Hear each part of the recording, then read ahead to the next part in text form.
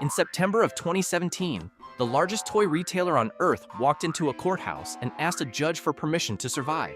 6 months later, it was gone. 800 stores, 30,000 jobs, all of it erased in a matter of weeks. For years, the story everyone told themselves was simple. Amazon killed Toys R Us. The internet did it. Another old world retailer, crushed by the future. That story isn't wrong exactly. This is the story of how a leveraged buyout, a financial maneuver most people have never heard of and even fewer understand, quietly strangled one of the most beloved brands in American retail. Not overnight, and not with one bad decision, but slowly, one interest payment at a time, for 12 straight years. The story starts in 1948 in Washington, D.C., with a discharged Army veteran named Charles Lazarus. He opened a baby furniture store called Children's Bargain Town.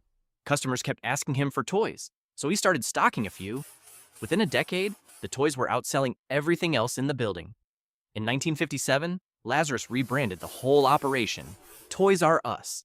The R spelled backwards on purpose, so it looked like a kid had written it. It was a small, deliberate touch. It told you exactly who this store was really for. By the 1980s, Toys R Us had invented something new in retail, the category killer. Instead of a toy department buried inside a department store, this was an entire warehouse dedicated to nothing but toys. Bigger selection, lower prices, staff who actually knew where everything was. It worked. By the early 1990s, Toys R Us controlled roughly 1 out of every 5 toys sold in the United States. And then there was the jingle. I don't want to grow up. I'm a Toys R Us kid. If you were a child anywhere in the US, Canada, or Australia between the 1980s and the early 2000s, that melody is still sitting somewhere in your memory right now, whether you want it there or not. This wasn't just a store. For an entire generation, the parents who are now in their 40s, 50s, and 60s, it was a rite of passage. But by the late 1990s, the exact model that made Toys R Us great was starting to work against it. Walmart and Target had figured out something ruthless. They didn't need to make money on toys at all. They could sell them at a loss over the holidays just to get families through the door for everything else. Toys R Us couldn't do that. Toys weren't a loss leader for this company.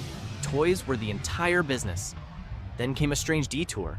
In 2000, Toys R Us signed a 10-year exclusive deal to be Amazon's only toy seller online.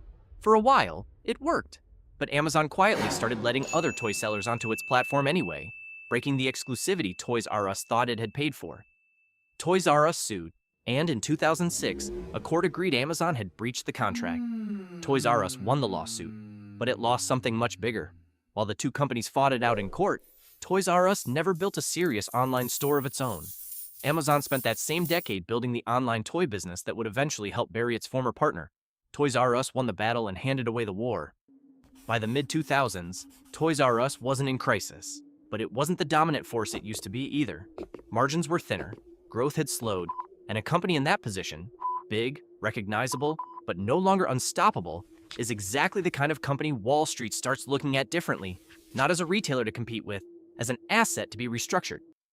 In 2005, 3 companies, the private equity giants KKR and Bain Capital, alongside a real estate investment trust called Vornado, teamed up to buy Toys R Us outright and take it private. The price tag? $6.6 billion. Here's the detail that matters. Vornado wasn't particularly interested in toys. Vornado was interested in real estate. Hundreds of Toys R Us stores sitting on valuable land across the country. KKR and Bain wanted the retail operation itself. Different motives, one deal. And this is where the story stops being about toys and starts being about how leveraged buyouts actually work. In a leveraged buyout, the buyers don't pay for the company entirely out of their own pocket. They borrow most of the purchase price. And then, this is the part that sounds almost unbelievable the first time you hear it, they put that borrowed money on the books of the company they just bought, not on themselves, on Toys R Us. Of that $6.6 billion purchase, roughly $5 billion became debt sitting directly on Toys R Us's own balance sheet. The company that used to belong to its shareholders now effectively belonged to its lenders. And every single year, whether it was a great holiday season or a terrible one, Toys R Us owed the same thing first: interest. That debt cost Toys R Us somewhere between $400 and $500 million a year, every year, just in interest. Not new stores, not renovated stores, not a real competitive website, just interest. The toll for a decision made in a boardroom the company itself had barely any say in. Compare that to a competitor like Amazon, which was plowing every available dollar straight back into warehouses, delivery speed, and its website during those exact same years. Toys R Us was plowing its dollars into a debt payment instead. That's the single point of failure sitting at the center of this entire story. Everything that happens over the next 12 years is a slow-motion consequence of this one number. For most of the 2000s and into the 2010s, nothing dramatic happened. That's actually what makes this stretch of the story so unsettling. There was no single headline-grabbing crisis, just a slow, quiet erosion.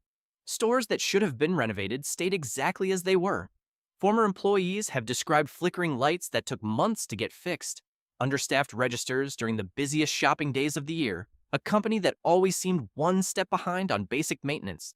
Not because nobody cared, but because there was never enough spare cash lying around. The debt always came first. Meanwhile, the outside world kept moving. Amazon Prime launched in 2005, the same year as the buyout, and it fundamentally rewired how people shop for the holidays. 2-day shipping, no parking lot, no lines. Walmart and Target, still financially healthy, still investing freely, kept sharpening their own toy sections year after year. Toys R Us wasn't standing still because nobody understood the threat. Executives absolutely saw Amazon coming. They just didn't have the capital to respond to it, because so much of what the company earned was already spoken for before a single strategic decision ever got made. And here's the detail that eventually turned this from a sad business story into a genuinely controversial one. Even as Toys R Us struggled under its debt, its private equity owners continued collecting management fees from the company, tens of millions of dollars over the years, for the service of essentially owning it. It's a standard practice in the private equity world. It's also the kind of detail that, once it becomes public, is very hard for anyone to feel neutral about. To be fair, Toys R Us didn't just sit there and wait to die. There were restructuring plans, new store concepts, corporate layoffs to free up cash, attempts to modernize the in-store experience. Some of it even worked for a while, but every single plan ran into the same wall. Only ever a fraction of the capital a company this size actually needed, because the debt was always first in line for whatever cash came through the door. By September of 2017, Toys R Us was carrying roughly $5 billion in debt and could no longer keep servicing it. The company filed for Chapter 11 bankruptcy protection. Crucially, this wasn't meant to be the end. Chapter 11 is a restructuring tool. The plan, publicly, was to walk into the most important shopping season of the year, the holidays, reorganize the debt, and come out the other side leaner and alive. Then the plan collapsed, for a reason almost nobody outside the toy industry saw coming. Once a company is in bankruptcy, its suppliers get nervous. Toy manufacturers, the people who actually make the products on the shelves, started demanding cash up front instead of the usual payment terms, worried they wouldn't get paid at all if the company went under completely. That meant Toys R Us walked into the most important 6 weeks of its entire fiscal year without a fully stocked store. Parents showed up looking for the season's hottest toys and found empty shelf space instead. The single busiest, most profitable stretch of the year, the one moment the whole business model was built around, quietly fell apart in real time. By March of 2018, there was no restructuring plan left to save. Toys R Us announced it would liquidate its entire U.S. operation, all roughly 800 remaining stores, every single one of them closing for good.